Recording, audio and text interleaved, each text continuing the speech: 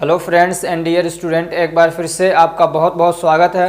तो आज की इस वीडियो में हम लोग पढ़ने वाले हैं फार्माकोलॉजी का चैप्टर नंबर 10 और वो है हार्मोन एंड हार्मोन्स एंटागोनिस्ट। तो चलिए शुरू करते हैं। तो सबसे पहले हम लोग ये जानते हैं कि हार्मोन क्या होते हैं और हार्मोन एंटागोनिस्ट क्या होते हैं।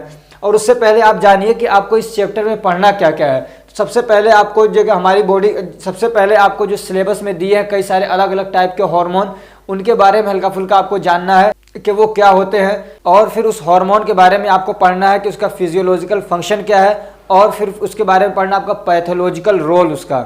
ठीक है, इतना पढ़ लिया आपने। उसके बाद पढ़ना आपको उसमें क्लिनिकल यूज़, यानी जो हार्मोन है, जैसे कि मान लीजिए थायराइड हार्मोन है तो उसका क्लिनिकल यूज़ क्या है, यानी किस बीमारी को ठीक करने के लिए उसको यूज़ किया जाता है। और फिर उसका एंटागोनिस्ट क्या है। ये इतनी 4-5 बातें आपको हर हार्मोन के साथ में पढ़ना है, जो अलग अलग टाइप के हार्मोन आपके सिलेबस में दे रखे हैं।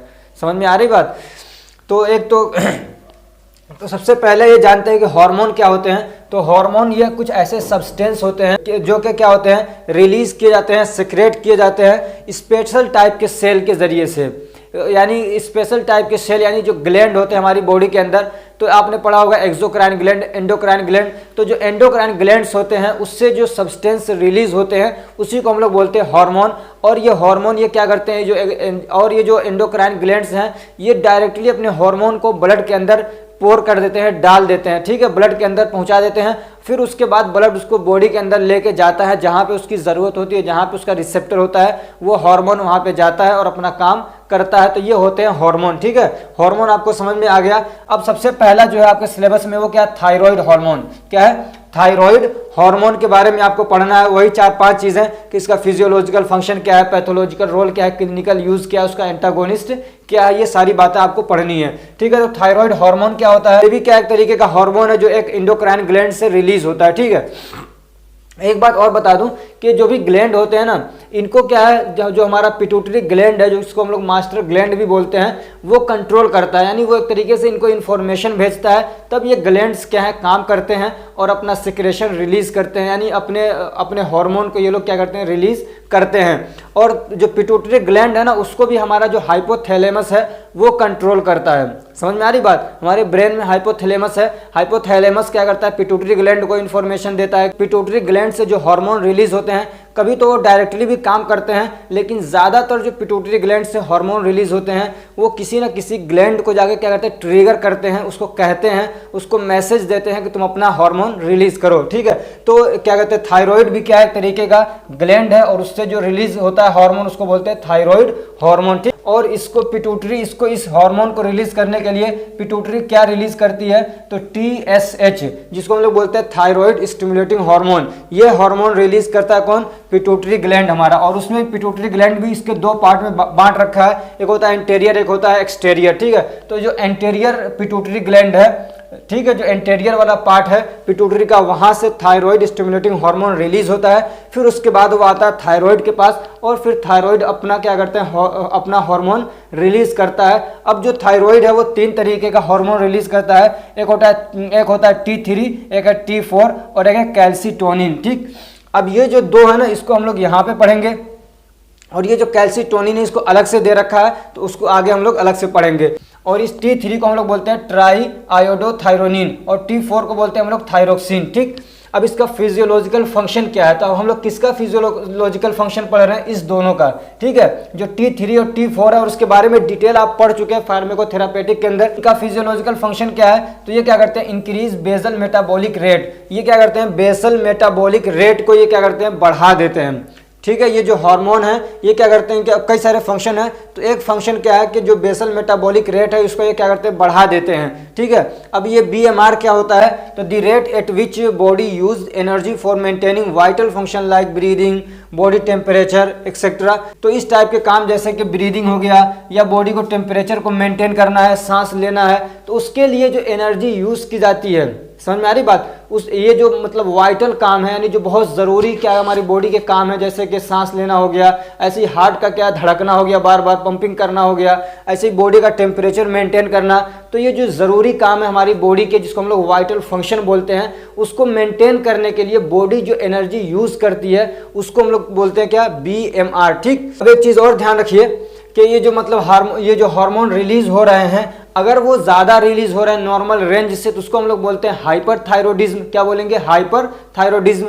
और अगर नॉर्मल लेवल से अगर वो कम रिलीज हो रहे हैं तो उसको बोलते हैं हाइपोथायरॉयडिज्म। ठीक है, तो आपको पहले से मालूम होगा। तो अगर हाइपरथायरॉयडिज्म है तो ये क्या होता है, बीएमआर बहुत ज़्यादा बढ़ जाता है। कितना बढ़ जाता है? 60 से लेकर 100% तक बढ़ जाता है। और जब क्या कहते हैं ये बढ़ेगा तो उसके नुकसान भी हैं। अब जब हाइपरथायरॉयडिज्म होगा तो उसमें बहुत सारी दिक्कतें होंगी। क्या होंगी उसको हम लोग आगे पढ़ेंगे। ठीक है, और जब क्या कहते हैं हाइपोथायरॉयडिज्म होता है तो बीएमआर डिक्रीज हो जाता है। ठीक है, यानी मेटाबॉलिक रेट क्या होता है हमारी बॉडी का, वो कम हो जाता है। मेटाबॉलिक रेट क्या होता है? कम हो जाता है। कितना कम होता है? 20 से 40% चला जाता है नॉर्मल रेंज से। तो उसमें भी बहुत सारी दिक्कतें क्रिएट होने लगती हैं। वो दिक्कतें क्या है उसको हम लोग आगे पढ़ने वाले हैं। और इसका फंक्शन क्या है? जो थायराइड हार्मोन है इनके और क्या फंक्शन है? तो growth and development of body and brain, यानी हमारे बॉडी के डेवलपमेंट के लिए और हमारे ब्रेन के डेवलपमेंट के लिए होना ज़रूरी है। अगर इसकी कमी होगी तो फिर क्या आदमी बौना रह जाएगा। अगर इसकी कमी हुई तो आदमी मेंटली क्या है, पागल सा हो जाएगा, दिमाग उसका कमज़ोर सा हो जाएगा। ठीक, और क्या इसका काम है? तो एक्शन ऑन प्रोटीन मेटाबॉलिज्म। तो ये प्रोटीन के मेटाबॉलिज्म में भी क्या है, काम करता है। तो ये क्या करता है? They increase protein synthesis. ये प्रोटीन के सिंथेसिस में भी काम आता है। ठीक है, ये क्या करता है?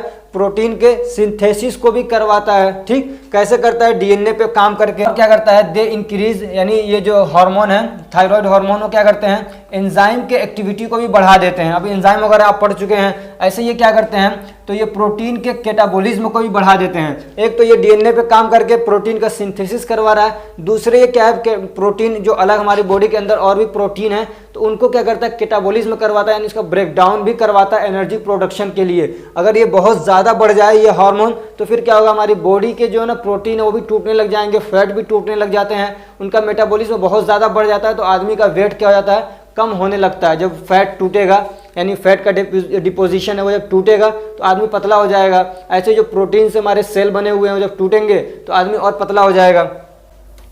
और इसका एक्शन कहाँ पे होता है? तो एक्शन ऑन कार्बोहाइड्रेट मेटाबॉलिज्म। तो ये कार्बोहाइड्रेट के मेटाबॉलिज्म भी काम करता है। तो वहाँ पे क्या करता है? They increase metabolism of carbohydrate specially thyroxine. और जो थायरोक्सिन है T4 है, खासतौर से वही मतलब जो खासतौर से यही कार्बोहाइड्रेट के मेटाबॉलिज्म में क्या काम करता है। तो अभी इसका काम क्या होता है? क्या काम करता है ये इस पे कार्बोहाइड्रेट पे? तो absorption of glucose from GIT. ये क्या करता है? इंक्रीज करता है। किसको? थायरोक्सिन इंक्रीज क्या इंक्रीज करता है? ग्लूकोज का एब्जॉर्प्शन इंक्रीज करता है। यानी मान लिया हम लोग खाना खा रहे हैं, कार्बोहाइड्रेट हमने खाया, वहाँ से टूटा और वो ग्लूकोज बन गया, और वो ग्लूकोज बन के हमारे इंटेस्टाइन के अंदर है, वो एब्जॉर्ब होकर ब्लड में नहीं आएगा तो बॉडी में नहीं लगेगा, वो टट्टी के रास्ते बाहर निकल जाएगा। तो ये क्या करता है? इसके एब्जॉर्प्शन को बढ़ा देता है, यानी ग्लूकोज की मात्रा हमारे ब्लड के अंदर बढ़ जाएगी। ठीक, और दूसरा क्या करता है? ग्लूकोज के अपटेक को बढ़ा देता है सेल के अंदर, यानी सेल के अंदर इसकी एंट्री करवाता है ये। ठीक, और क्या करता है? ग्लाइकोजेनेसिस करवाता है। इसे ग्लाइकोजेनेसिस नहीं होना चाहिए बल्कि क्या होना चाहिए? ग्लाइकोजेनोलाइसिस। क्या होना चाहिए? ग्लाइकोजेनोलाइसिस होना चाहिए, क्योंकि हमको ये मालूम है कि ये क्या करता है? ग्लूकोज को बढ़ाता है, यानी फैट को भी तोड़ेगा, प्रोटीन को भी तोड़ेगा, तो ये ग्लाइकोजन को भी तोड़ता है। समझ में आ रही बात? और क्या करेगा? ये ग्लूकोज की मात्रा को बढ़ाएगा। तो ये क्या करता है? ग्लाइकोजेनोलाइसिस करवाता है। ठीक, तो फिर उससे क्या होगा? और ज़्यादा ग्लूकोज बनेगा। ऐसे और क्या करता है? ये ग्लूकोनियोजेनेसिस भी करवाता है, यानी क्या कहते हैं? प्रोटीन को तोड़ के और क्या कहते हैं? फैट को तोड़ के उससे भी क्या करता है? ग्लूकोज बनवाता है। इसको ठीक कर लीजिएगा, मैं पीडीएफ में इसको ठीक करने की कोशिश करूंगा। ठीक है, ये क्या है? ग्लाइकोजेनोलाइसिस करवाता है। और इसका एक्शन होता है फैट मेटाबॉलिज्म पे भी इसका एक्शन होता है। तो वहाँ पे क्या करता है? तो फैट के स्टोरेज को ये क्या करता है? कम करता है, यानी फैट का जो डिपोजिशन है उसको तोड़ेगा, यानी ट्राइग्लिसराइड को तोड़ देगा। ठीक है, उसको जब तोड़ा जाता है तो वो क्या होता है? फैटी एसिड अलग हो जाता है और ग्लिसरॉल अलग हो जाता है। फैटी एसिड को हम लोग और तोड़ते हैं और इसको फिर ले आके क्रेब्स साइकिल के अंदर डाल देते हैं, फिर वहाँ से एनर्जी हम लोग बनवाते हैं उससे और ज़्यादा। लिपोलाइसिस भी करता है। ठीक, और इसका एक्शन कहाँ पे होता है? तो ये प्लाज्मा पे होता है, यानी ब्लड का जो प्लाज्मा है उसमें, और क्या लीवर फैट पे भी काम करता है। तो decrease the cholesterol level in plasma. Plasma के अंदर क्या करता है? कोलेस्ट्रॉल के लेवल को कम करता है।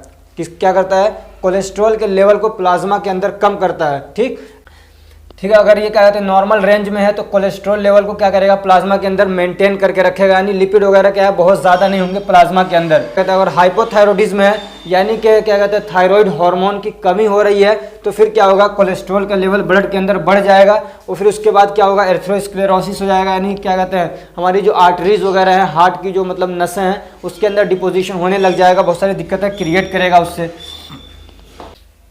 मेरी तबीयत थोड़ी ठीक नहीं है, आपको आवाज़ से भी लग रहा होगा। ऐसे क्या, low level of thyroxine increase deposition of fat in liver and leads to fatty liver. और क्या कहते हैं अगर थायरोक्सिन की कमी हो रही है यानी समझिए कि हाइपोथायरॉयडिज्म हो रहा है तो उससे फिर क्या होगा, फैट का डिपोजिशन बढ़ जाएगा, कहाँ पे, लीवर के अंदर बढ़ जाता है, फिर उससे क्या होता है फैटी लीवर हो जाएगा। और क्या इसका एक्शन ऑन विटामिन मेटाबॉलिज्म, ठीक है। और इसका एक्शन कहाँ पे होता है, विटामिन के मेटाबॉलिज्म पे भी होता है। Thyroxine increase the formation of enzyme, ये जो थायरोक्सिन है ये क्या करता है, एंजाइम के फॉर्मेशन को क्या करता है, बढ़ाता है, ठीक। और एंजाइम के बनने में विटामिन का एक बड़ा रोल होता है, ठीक है। विटामिन क्या है, एक इंपॉर्टेंट रोल प्ले करते हैं, तो इसलिए हम लोग ये कहते हैं कि so vitamin are use during formation of enzyme, ठीक। तो एंजाइम के बनने के लिए फिर विटामिन का यूज करवाता है कौन, थायराइड ग्लैंड। और क्या करता है, in case of hypothyroidism vitamin deficiency is possible.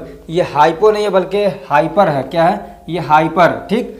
Hyper thyroidism होगा तो विटामिन का इस्तेमाल ज़्यादा से ज़्यादा होगा तो फिर क्या हो जाएगा, विटामिन की कमी हो जाएगी। समझ में आ रही बात, क्योंकि ये जब ज़्यादा होगा तो ज़्यादा एंजाइम बनाएगा, ज़्यादा एंजाइम बनाएगा तो फिर क्या होगा, विटामिन ज़्यादा यूज़ होंगे तो फिर विटामिन की कमी हो जाएगी। तो कब होगी, हाइपर थायरॉयडिज्म के अंदर। इसको ठीक कर लीजिएगा, मैं भी पीडीएफ में ठीक करने की कोशिश करूंगा, इसीलिए मैं पीडीएफ फ़ौरन नहीं डालता हूं। समझ में आ रही बात, मैंने पीडीएफ बना दिया तो फ़ौरन मैं इसको पेड ग्रुप के अंदर नहीं डालता हूं, बल्कि जब वीडियो अपलोड कर देता हूं, मतलब एडिट वगैरह करके तब उसके बाद डालता हूं, इसलिए कि जो इसमें जो मिस्टेक वगैरह हैं वो सब मुझे पता चल जाता है। उस तरीके से पता नहीं चल पाते हैं, जब पढ़ाने आता हूँ तब पता चलता है मुझे कि कहाँ कहाँ गलती है इसमें, ठीक। तो इसलिए क्या कहते हैं मैं थोड़ा लेट से इसको पीडीएफ को अपलोड करता हूं पेड ग्रुप के अंदर। आप भी अगर पेड ग्रुप ज्वाइन करना चाहते हैं तो जो मेरा नंबर है 9694480523, ये 8 है, ठीक। 9694480523 ये मेरा व्हाट्सअप नंबर है, इसी पे आप पे कर सकते हैं, ठीक। 100 रुपीज़ पे करिए, आपको इस ग्रुप में क्या कहते हैं इस नंबर पे, और इसी पे आप स्क्रीनशॉट भेज दीजिए, आपको पेड ग्रुप के अंदर जोड़ दिया जाएगा। आपको सारे ये जो पीडीएफ है वहाँ पे आपको मिलते रहेंगे, जो 7 चैप्टर से आगे के हैं, 7 चैप्टर से नीचे के यानी 6-7 चैप्टर तक सारे सब्जेक्ट के जो पीडीएफ है वो टेलीग्राम पे अपलोडेड है, आप वहाँ से जाके फ्री ऑफ कॉस्ट उसको ले सकते हैं। उससे आगे के अगर आपको चाहिए पीडीएफ तो ये काम करिए, आपको मिल जाएगा, ठीक। ये क्या था, हाइपरथायरॉयडिज्म था, ठीक। और क्या है, एक्शन ऑन बॉडी टेम्परेचर, तो ये बॉडी टेम्परेचर पे भी क्या है काम करता है। तो they increase heat production in body, तो ये क्या करते हैं, अगर ज़्यादा रहते हैं तो हीट प्रोडक्शन को ज़्यादा करवाते हैं, यानी बॉडी का टेम्परेचर बढ़ा सकते हैं अगर ज़्यादा होते हैं तो। In case of hyperthyroidism increase body temperature and result excessive sweating, तो फिर अगर हाइपरथायरॉयडिज्म होता है तो फिर क्या होगा, बॉडी का टेम्परेचर और ज़्यादा बढ़ जाएगा, तो उससे फिर क्या होगा, बहुत ज़्यादा पसीना निकलेगा। ये हमारी बॉडी का एक मैकेनिज्म है कि जब आदमी के बॉडी का टेम्परेचर बढ़ता है तो फिर वो क्या करता है, पसीना निकालता है। समझ में आ रही बात, जब पसीना निकलता है तो फिर आदमी का जो टेम्परेचर है वो थोड़ा सा पानी की वजह से नॉर्मल होता है, कम होता है, ठीक। और इसका एक्शन कहाँ पे होता है, ग्रोथ पे भी होता है। तो thyroxine is necessary for growth and development of body and brain, ठीक है, ये आप पढ़ चुके हैं।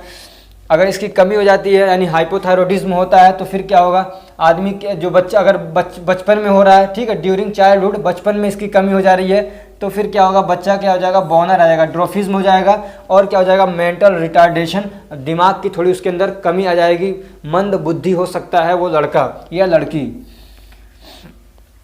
और क्या है, एक्शन ऑन बॉडी वेट, और इसका एक्शन क्या है, बॉडी वेट पे भी होता है। Increase in thyroxine decrease the body weight and fat storage, ठीक है। अगर क्या थायरोक्सिन ज़्यादा हो रहा है यानी हाइपर थायरॉयडिज्म हो रहा है तो फिर बॉडी का वेट क्या हो जाएगा, कम हो जाएगा, और फैट स्टोरेज भी क्या हो जाएगा, कम हो जाएगा, डिक्रीज हो जाएगा। और अगर हाइपोथायरॉयडिज्म है या थायरोक्सिन की कमी हो रही है तो फिर क्या होगा, बॉडी का वेट बढ़ जाएगा।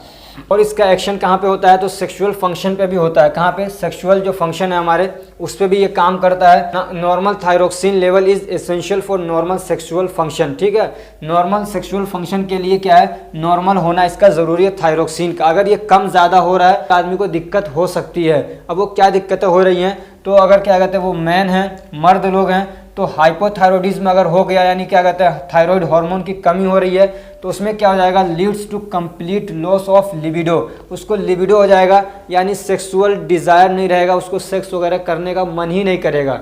समझ में आ रही बात? अगर क्या हो रहा है, हाइपोथायरॉयडिज्म हो जा रहा है, ठीक। और अगर हाइपरथायरॉयडिज्म हो रहा है तो क्या होगा, फिर आदमी इम्पोर्टेंस हो सकता है, हिजड़ा हो सकता है, यानी ये समझिए एक तरीके से उसके क्या कहते हैं पेनिस के अंदर इरेक्शन नहीं होगा, उसको इरेक्टाइल डिस्फंक्शन हो जाएगा एक तरीके से, वो क्या कहते हैं वो सेक्स करने के काबिल ही नहीं रह पाएगा, इंटरकोर्स नहीं कर पाएगा वो। और अगर औरतों के अंदर मतलब कमी हो रही है, कमी ज़्यादती हो रही है इसकी, तो अगर हाइपोथायरॉयडिज्म है तो उसमें क्या होगा, तो मेनोरेजिया हो जाएगा। मेनोरेजिया का मतलब होता है कि इरेगुलर, मेनोरेजिया का मतलब होता है कि बहुत ज़्यादा ब्लीडिंग होना, हैवी ब्लीडिंग होना, या तो फिर क्या कहते हैं मतलब बहुत लंबे समय तक ब्लीडिंग होना। समझ में आ रही बात? मेंस्ट्रुअल साइकिल जो आता है तो उसमें पता चल रहा है कि बहुत ज़्यादा ब्लीडिंग हो रही है या तो फिर बहुत लंबे समय तक ब्लीडिंग होती है, उसको बोलते हैं मेनोरेजिया। ठीक है, ये सारा कुछ मैं पढ़ा चुका हूँ फार्माकोथेरापेटिक में, वही सारा कंटेंट यहाँ पे भी लेके आया हूँ मैं। ठीक, या तो फिर क्या हो सकता है पॉलीमेनोरिया हो सकता है, यानी बार बार क्या होगा मतलब मेंस्ट्रुअल साइकिल आएगा, बार बार ब्लीडिंग होगी। या तो और अगर ठीक है, और अगर हाइपरथायरॉयडिज्म हो रहा है यानी ये जो हार्मोन इनकी ज़्यादती हो रही है, बहुत ज़्यादा हो रहा है, तो फिर क्या होगा इर्रेगुलर हो जाएगा MC, यानी मेंस्ट्रुअल साइकिल जो है वो क्या है इर्रेगुलर हो जाएगा। एक होता है टाइमिंग होती है कि महीने में मान लीजिए कुछ औरतों की आदत सी बन जाती है कि हर महीने में 3 तारीख को अगर मान लीजिए मेंस्ट्रुअल साइकिल आ रहा है तो वो आएगा उसमें, तो वो क्या है एक रेगुलर पैटर्न बना रहता है, तो वो जो पैटर्न है ना वो क्या हो जाएगा डिस्टर्ब हो जाएगा। पता चल रहा है कभी 2 तारीख को आ रहा है, कभी 15 को आ रहा है, कभी 20 को आ रहा है, कभी 22 को आ रहा है, तो इस तरीके से वो डिस्टर्ब हो जाता है जो उसकी रेगुलरिटी है। ठीक है, उसको हम लोग बोलते हैं ओलिगोमेनोरिया। ठीक, और some time leads to amenorrhoea, और क्या होता है कभी कभार एमेनोरिया की तरफ भी क्या है लीड करता है, यानी ऐसे ही औरतें भी क्या हो जाती हैं बांझ हो जाती हैं, यानी अब वो बच्चा पैदा करने के काबिल नहीं है। एमेनोरिया का मतलब ये होता है कि अब मेंस्ट्रुअल साइकिल नहीं आ रहा है, बंद हो गया। ठीक है, उसको हम लोग लॉस ऑफ फर्टिलिटी भी बोलते हैं, यानी कि बांझपन। तो अगर बहुत ज़्यादा हो रहा है तो ये दिक्कतें क्रिएट कर सकता है। अब इसका पैथोलॉजिकल रोल क्या है, तो अब तकरीबन आप जो हम लोग पढ़े हैं ना वही सारा कुछ यहाँ पे आपको आ जाएगा। अगर क्या कहते हैं high level of thyroidism hormone indicate hyperthyroidism. ठीक है, ये इतना मेन पॉइंट है इसका। अगर अगर क्या कहते हैं थायरॉयड ग्लैंड में अगर क्या कहते हैं थायरॉयड हार्मोन बहुत ज़्यादा रिलीज हो रहा है तो इसका मतलब क्या है कि हाइपरथायरॉयडिज्म है। उसके सिम्टम्स क्या है ये यहाँ पे लिखे हुए हैं, बहुत आसान है, इसको पढ़ लीजिएगा। ठीक है, बहुत आसान है, ज़्यादा कोई मुश्किल नहीं है ये टिंगलिंग है। इसमें टिंगलिंग का मतलब होता है कि मतलब हिलना। ठीक है, जैसे हिलते हैं ना, होठ हिलते हैं तो उसको क्या बोलते हैं टिंगलिंग बोलते हैं। जैसे लिप्स हिल रहे हैं तो उसको क्या बोलते हैं टिंगलिंग बोलते हैं। ठीक, अगर थायराइड के हार्मोन की कमी हो रही है तो उसको हम लोग क्या बोलते हैं हाइपोथायरॉयडिज्म बोलते हैं। ये इसका क्या है पैथोलॉजिकल रोल। पैथोलॉजिकल रोल का मतलब ये है कि ये जो हार्मोन है हमारे ब्लड के अंदर, इनको हम लोग टेस्ट करते हैं, ये कम और ज़्यादा होते हैं तो हमको क्या बताते हैं, ये समझ में आ रही बात। ये होता है पैथोलॉजिकल रोल। ठीक, तो अगर कम है तो क्या बता रहे हैं हाइपोथायरॉयडिज्म बता रहे हैं, ज़्यादा है तो क्या बता रहे हैं हाइपरथायरॉयडिज्म बता रहे हैं। इसका पैथोलॉजिकल क्या है रोल हो गया। ठीक है, पैथोलॉजिकल रोल का मतलब क्या डिसीज उससे होंगी, क्या दिक्कतें होंगी। ठीक है, तो ये होता है पैथोलॉजिकल रोल। तो इसमें क्या होगा, इसमें भी बहुत आसान सी चीज़ें हैं, कोई मतलब ऐसी बात नहीं है। ठीक है, आप इसको इससे पढ़ लीजिएगा या आप इसका स्क्रीनशॉट भी ले सकते हैं। थोड़ा इसको मैं बड़ा कर दे रहा हूँ, इसको लेके आप अगर पढ़ना चाहें तो पढ़ सकते हैं, आसान बहुत है। पैथोलॉजिकल रोल के अंदर आप ये भी ऐड कर सकते हैं कि हाइपरथायरॉयडिज्म क्यों होगा।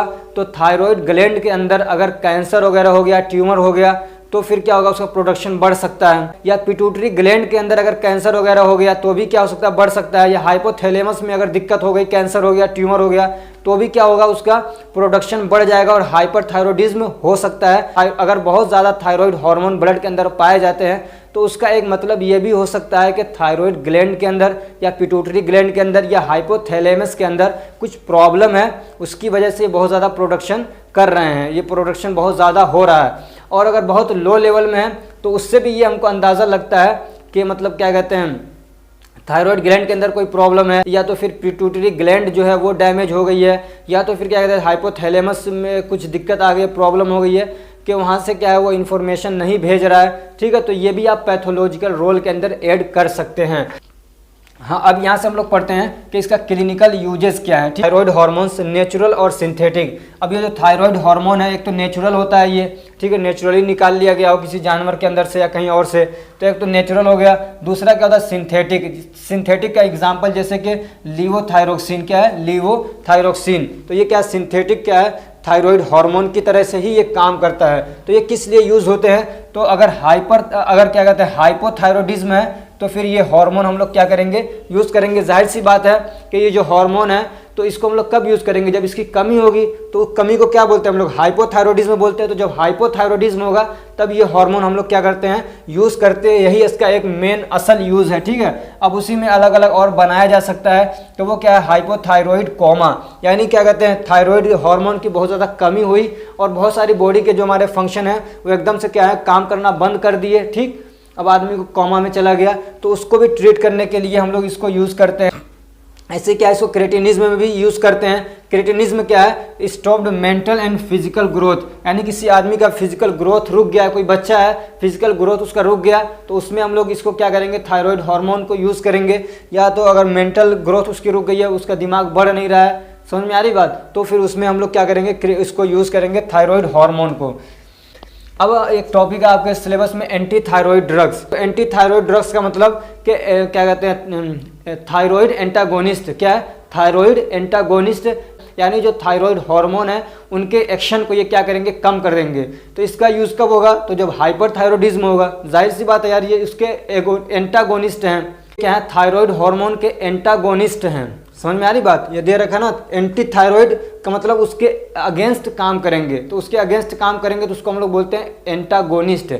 तो इनकी डेफिनेशन क्या है, तो anti thyroid drugs are the drugs which block the formation of thyroid hormone और प्रिवेंट देयर सिक्रेशन। तो ये क्या करते हैं, थायराइड हार्मोन के क्या है, फॉर्मेशन को ब्लॉक करते हैं, रोकते हैं, यानी थायराइड हार्मोन ना निकले उसको रोकेंगे, कम करेंगे। या तो फिर वो बन गया तो उसके सिक्रेशन को रोकते हैं। एक तो ये कि उसके फॉर्मेशन को यानी उसको बनने से रोकते हैं, अगर बन गया तो उसके सिक्रेशन को रोकते हैं। इस टाइप की दवाएं आती हैं, ठीक है। इसको हम लोग क्या और बोलते हैं, तो थायराइड एंटागोनिस्ट भी बोलते हैं और थियोनामाइड ड्रग भी बोलते हैं, ठीक है। क्या बोलते हैं, थियोनामाइड ड्रग्स, किसको, एंटी थायराइड ड्रग्स को थायराइड एंटागोनिस्ट भी बोलते हैं, ठीक। अब इसके कुछ एग्जांपल्स हैं एंटी थायराइड ड्रग्स के, तो वो क्या है, तो एक है प्रोपाइल थियोयूरेसिल। क्या है, प्रोपाइल थियोयूरेसिल, और क्या है मेथिमाजोल, ऐसे क्या है कार्बिमाजोल, और परक्लोरेट्स। क्या है, परक्लोरेट्स। ये कुछ एग्जांपल्स हैं, इसको याद कर लीजिएगा, ठीक। ऐसे क्या है radio active iodine. Radio active iodine आप इससे पहले भी पढ़ चुके हैं, ठीक है। इसको अब ये जो रेडियो एक्टिव आयोडीन्स हैं तो कई नंबर के हिसाब से आते हैं, ये 131, 125, 123, ठीक। तो these are use to treat overactive thyroid gland. कब इसको यूज करते हैं, तो थायराइड ग्लैंड क्या ओवर एक्टिव हो गया, यानी बहुत ज़्यादा वो क्या है सिक्रेशन कर रहा है थायराइड ग्लैंड का, जिसको हम लोग हाइपरथायरॉयडिज्म भी बोलते हैं या फिर थायरोटॉक्सिकोसिस बोलते हैं। क्या बोलते हैं, थायरोटॉक्सिकोसिस। तो ये दिक्कतें अगर है तब हम लोग उसमें क्या करते हैं, एंटी थायराइड ड्रग्स यूज करते हैं। अब एक हार्मोन है पैराथॉर्मोन। क्या है, पैराथॉर्मोन या पैराथायरॉयड हार्मोन भी बोलते हैं। क्या बोलते हैं, पैराथायरॉयड हार्मोन या पीटीएच बोलते हैं। क्या बोलते हैं, पीटीएच, ठीक है, पैराथायरॉयड हार्मोन भी बोलते हैं। तो इसका डेफिनेशन क्या है, तो ये भी क्या एक तरीके का हार्मोन है, पैराथॉर्मोन भी क्या एक तरीके का हार्मोन है जो पैराथायरॉयड ग्लैंड से रिलीज होता है। अब ये पैराथायरॉयड ग्लैंड कहीं अलग नहीं होता है, थायरॉयड ग्लैंड के साथ ही में लगा रहता है, ठीक है। पैराथायरॉयड ग्लैंड से ये रिलीज होता है, विच regulate the calcium level of blood. ये याद रखिएगा इसका फंक्शन क्या है, ठीक है। तो ये क्या करता है, ब्लड के अंदर कैल्शियम लेवल को रेगुलेट करता है, या ये समझिए कि उसको बढ़ाता है। क्या करता है, कैल्शियम लेवल को बढ़ाता है, किसके अंदर, ब्लड के अंदर, यानी ब्लड स्ट्रीम में कैल्शियम लेवल को बढ़ाने का काम करता है कौन, पैराथॉर्मोन। इसको हम लोग पैराथायरॉयड हार्मोन भी बोलते हैं। अब इसका फिजियोलॉजिकल रोल क्या है,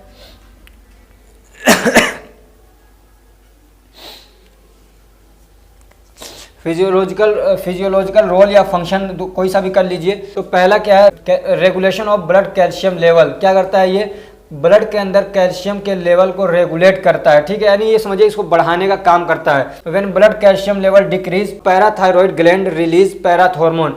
जब ब्लड के अंदर कैल्शियम का लेवल कम होता है तो जो पैराथायरॉयड ग्लैंड है वो क्या करता है, पैराथॉर्मोन हार्मोन को रिलीज करता है, ठीक।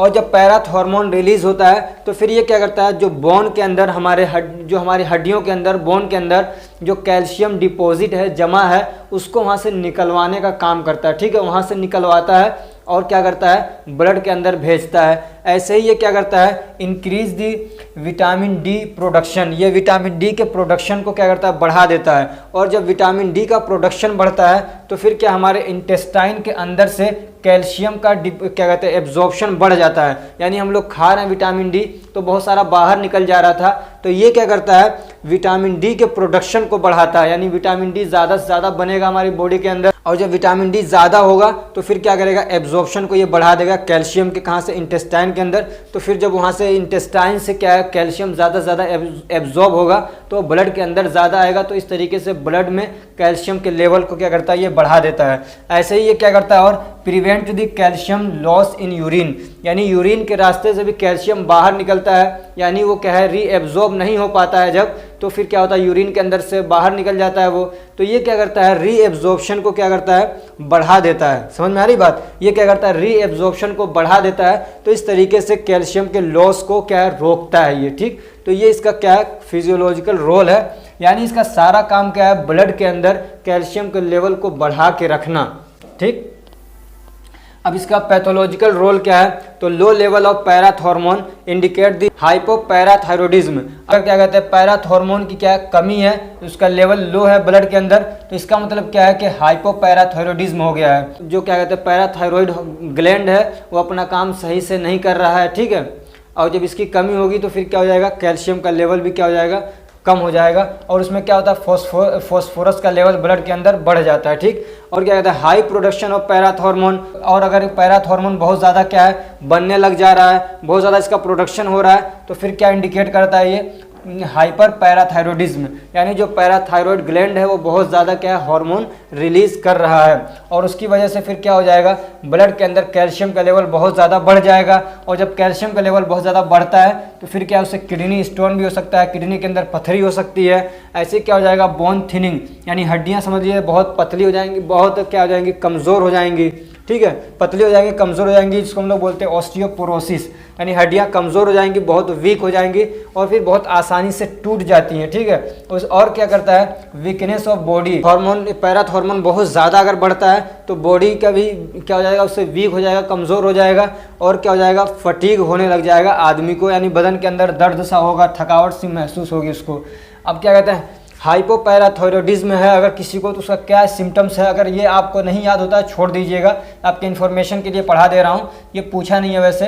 ठीक है, इसके क्या सिम्टम्स हैं हाइपोपैराथायरॉइडिज्म के, तो इसमें क्या हो जाएगा, आदमी को हाइपो है तो क्या होगा, कैल्शियम की कमी हो जाएगी, उसको बोलते हैं हाइपोकैल्सीमिया। क्या बोलते हैं, हाइपोकैल्सीमिया हो जाएगा। ऐसे ही क्या हो जाएगा, टेटानी हो जाएगा। टेटानी का मतलब होता है कि मसल्स के अंदर क्या होगा, अपने आप मतलब कॉन्ट्रैक्शन होने लग जाएगा, हिलने लग जाएंगे मसल्स।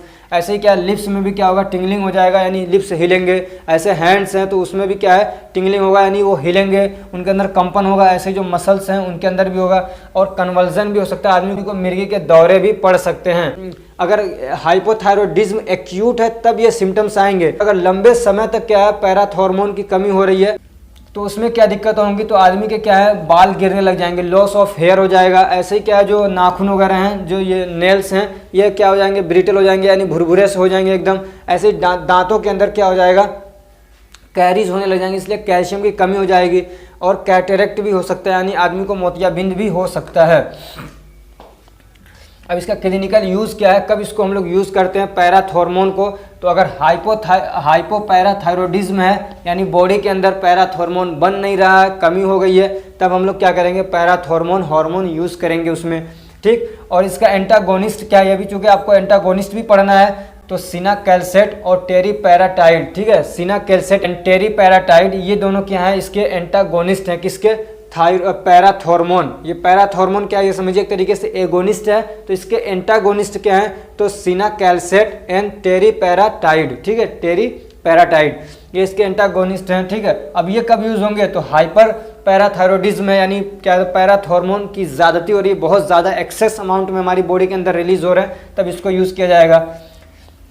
एक हार्मोन है हमारे सिलेबस के अंदर, वो क्या है, कैल्सीटोनिन। क्या है, कैल्सीटोनिन के बारे में आपको पढ़ना है। तो ये भी क्या है, एक तरीके का हार्मोन होता है। कैल्सीटोनिन भी क्या है, एक हार्मोन है। ये कहाँ से रिलीज होता है, तो थायराइड ग्लैंड से रिलीज होता है। और ये क्या करता है, तो जैसा कि आपका ये काम कर रहा था ना पैराथॉर्मोन, तो उसका जस्ट अपोजिट ये काम करता है। वो क्या कर रहा था, ब्लड के अंदर कैल्शियम के लेवल को बढ़ा रहा था। तो ये क्या करता है, ब्लड के अंदर कैल्शियम के लेवल को रिड्यूस करता है, कम करता है, डिक्रीज करता है। ठीक, फिजियोलॉजिकल रोल क्या है इसका, तो ये डिक्रीज दी बोन रिजॉर्प्शन। क्या करता है, बोन के रिजॉर्प्शन को क्या करता है, कम कर देता है। ये रिजॉर्प्शन क्या है, तो एक प्रोसेस होता है, इसमें एक चीज़ होती है, एक क्या स्पेशल टाइप के सेल होते हैं, उसको बोलते हैं ऑस्टियोक्लास्ट। क्या है, ऑस्टियोक्लास्ट। ऑस्टियोक्लास्ट का काम क्या होता है, तो ये क्या करता है, तो जो बोन का मैट्रिक्स होता है ना, उसको तोड़ देता है, फिर वहाँ से कैल्शियम को क्या करता है, रिलीज करवाता है। कौन, ऑस्टियोक्लास्ट।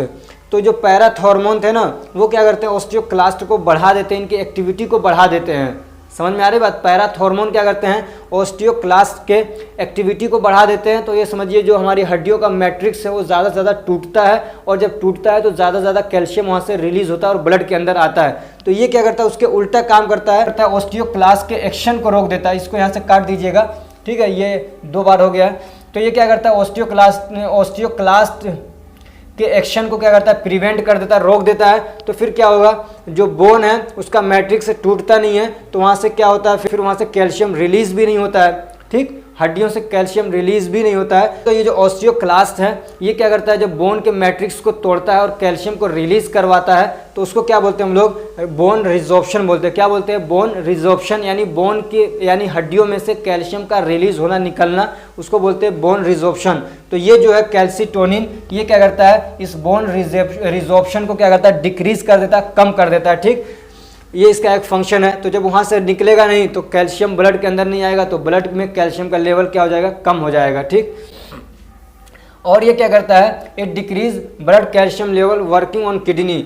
और ये क्या करता है, किडनी पे काम करता है, और ये क्या करता है, रीएब्जॉर्प्शन को रोकता है। वो क्या कर रहा था, रीएब्जॉर्प्शन को बढ़ा रहा था पैराथॉर्मोन, और ये क्या करता है, रीएब्जॉर्प्शन को रोकता है। ऐसे रीएब्जॉर्प्शन किसका, कैल्शियम को, यानी कैल्शियम को दोबारा से रीएब्जॉर्ब होकर ब्लड में नहीं आने देता है, बल्कि पेशाब के रास्ते से, यूरिन के रास्ते से बाहर निकालता है। ऐसे ही फॉस्फोरस को भी क्या करता है, ये बाहर निकालता है। तो इस तरीके से ये क्या करता है, कैल्शियम के लेवल को कम करता है ब्लड के अंदर। ठीक, अब इसका पैथोलॉजिकल रोल क्या है, अगर ये बहुत ज़्यादा क्या है, कैल्सीटोनिन पाया जा रहा है हमारी बॉडी के अंदर, तो ये इस बात का एक साइन है, सिम्टम्स है कि थायराइड कैंसर हो गया है। यानी जब थायराइड कैंसर होगा तब ये बहुत ज़्यादा अमाउंट में हमारी बॉडी के अंदर पाया जाएगा। उसको हम लोग क्या बोलते हैं, MTC, मेडुलरी थायराइड कैंसर। क्या बोलते हैं, मेडुलरी थायराइड कैंसर बोलते हैं। और अगर कैल्सीटोनिन का लेवल बहुत ज़्यादा कम है, ठीक है, कब, ड्यूरिंग और आफ्टर थायराइड कैंसर ट्रीटमेंट। अगर किसी को थायराइड का कैंसर हुआ, उसका ट्रीटमेंट किया जा रहा है, उस दौरान अगर कैल्सीटोनिन का क्या कहते हैं, लेवल कम हो रहा है, या तो फिर इसका इलाज हो चुका है और उसके बाद थायराइड का लेवल कम हो रहा है, तो इसका मतलब ये है कि जो आपका ट्रीटमेंट है वो क्या है, इफेक्टिव है और सक्सेसफुल है, वो काम कर रहा है। और दूसरे इसका लेवल कम हो सकता है अगर क्या कहते हैं, थायराइड ग्लैंड के अंदर कोई प्रॉब्लम है, या पिट्यूटरी ग्लैंड के अंदर कोई प्रॉब्लम है, या हाइपोथैलेमस के अंदर भी कोई दिक्कत वगैरह है, तब भी कैल्सीटोनिन का लेवल क्या है, कम हो सकता है वैसे, लेकिन रेयरली बहुत कम ऐसा होता है। समझ में आ रही बात, ये दिक्कत बहुत कम आती है। अब इसका क्लिनिकल यूज़ क्या है, तो it is used in hypercalcemia. अगर किसी के बॉडी के अंदर कैल्शियम की मात्रा बहुत ज़्यादा हो गई है, तो फिर ये हम लोग क्या करते हैं, कैल्सीटोनिन को यूज़ करेंगे, तो वो क्या करेगा, कैल्शियम के लेवल को कम कर देगा। ठीक है, ऐसे ही कब यूज़ होता है, पेगेट्स डिसीज ऑफ बोन। तो पेगेट डिसीज़ क्या है, तो बॉडी के हमारे बोन का एक फंक्शन है कि मतलब जो पुराने सेल हैं उनको रिप्लेस करके फिर नए सेल लाए जाते हैं। ठीक है, तो वो पूरा प्रोसेस होता है, उससे हड्डियां मजबूत रहती हैं। अगर वो प्रोसेस रुक जाता है, यानी जो पुराने सेल हैं हड्डियों के, वो क्या है, वैसे रह रहे हैं, वो हट नहीं रहे हैं, नए सेल नहीं आ पा रहे हैं वहाँ पे, तो फिर क्या होगा, उस बीमारी को हम लोग बोलते हैं पेगेट डिसीज ऑफ बोन। ठीक, अब ये जो क्या कहते हैं, कैल्सीटोनिन है, तो इसका एंटागोनिस्ट क्या है, तो जो एंटी थायराइड ड्रग्स हैं वही क्या है, इसके एंटागोनिस्ट भी हैं। ठीक है, जो थायराइड हार्मोन के एंटागोनिस्ट हैं वही क्या है, कैल्सीटोनिन के भी क्या है, एंटागोनिस्ट हैं। अब एक टॉपिक है विटामिन डी। क्या है, विटामिन डी। तो विटामिन डी आप जानते हैं एक तरीके का विटामिन होता है, और हम लोग पढ़ रहे हैं हार्मोन के बारे में, तो विटामिन को क्यों लेके आए यहाँ पे, तो जो विटामिन डी है ना, ये क्या है, मतलब हमारी बॉडी के अंदर जब जाता है, इसके साथ कुछ प्रोसेस होता है, तो फिर क्या होता है, जब कुछ प्रोसेस होता है तो एक तरीके से ये क्या बन जाता है, मेटाबोलाइट बन जाता है और हार्मोन की तरह से काम करता है। समझ में आ रही बात। इसके साथ में कुछ मतलब चेंजिंग कर दी जाती है बॉडी के अंदर, ठीक। एक तो ये कि जब ये बॉडी के अंदर आता है तो पहले तो ये इनएक्टिव फॉर्म में होता है, ठीक है। किस में होता है, इनएक्टिव फॉर्म में होता है, फिर इसको एक्टिवेट किया जाता है, हाइड्रोलाइजेशन किया जाता है, फिर ये एक्टिवेट हो जाता है, फिर इसके साथ में कुछ और प्रोसेस किया जाता है, तो ये हार्मोन के तरीके से काम करने लगता है। इसलिए विटामिन को क्या है, हार्मोन वाले चैप्टर में लेके आए हैं, ठीक।